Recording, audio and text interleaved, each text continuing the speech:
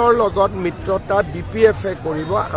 मानव गेदेर आसामनि गिबि मन्थ्रि डक्टर हिमन्त बिश्व शर्मा बिथाङा मा बुंखो मा फोरमायखो नोंथांमोना एसे खोनाबाय।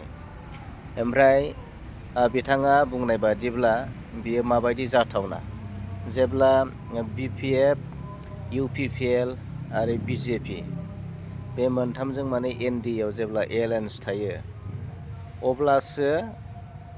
नैबे मानव गेदेर गिबि मन्थ्रि हिमन्त बिश्व शर्मा बुंनाया जागोन रायजो राजा नोंथांमोन माने जाथावना आरोना पसिबल माने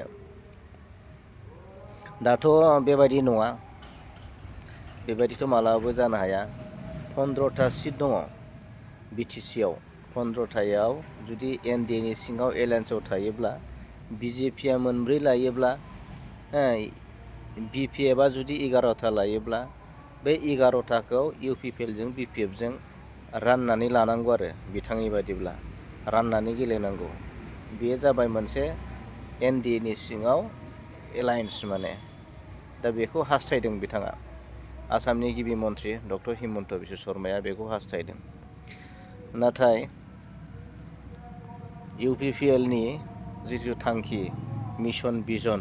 नोजोरा बेलेग रायजो राजा नोंथांमोन बिथांमोना जेरैखि जाया माने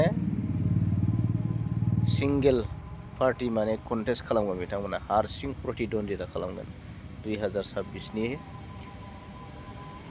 MLA बिसायख'थियाव UPPL आ हारसिंनो प्रतिद्वन्दिता हारसिंनो गेलेगोन बियो रोखा रायजो राजा नोंथांमोन मानोना बियो मैया एसे सिगाङाव जोंहा आफादगिरि मानव गेदेर प्रमद बर' सारा बुंखादों बेखौ सम मथे मोनसे टाइमाव माने बेखौ फोरमायगोन माने जेरैबायदि मोनसे टाइम लानानैसो रायजो सभायाव MP नङा होमबा रायजो सभायाव MP जानायनि जि नमिनेसन होदों दा बेयो फुङावबो जानो हागौ बेलासियावबो जानो हागौ माने जायखि जाया माने नैबेबो जिथुनाखि एलायन्सनि बाथ्रा बेखौ माने मोनसे टाइम लानानै फोसावगोन ओरैबायदि मोजां सावरायनायनि गेजेरजों टिमनि गेजेराव सावरायनायनि गेजेरजों इन्टेलेक्सुयेलफोरनि गेजेराव सावरायनायनि गेजेरजोंसो मोजां थांखि लानानै डिसिसन लानानैसो बेखौ फोसावगोन रायजो राजा नोंथांमोन दा मानव गेदेर हिमन्त बिश्व शर्मानि बायदि बुंनाय बायदिया बोरै जाथावना नङा होमबा बे मालाबो जाथावनाखौ जों नुहुरा राजखान्थियाव पलिटिकेलाव UPPL नि थांखि आरो नोजोराव थ' नोंथांमोना खोनासंदो आरो फिन खनसे आं दामनो हाबावनोसै मानव गेदेर हिमन्त बिश्व शर्मा सार बिथाङा थारैनो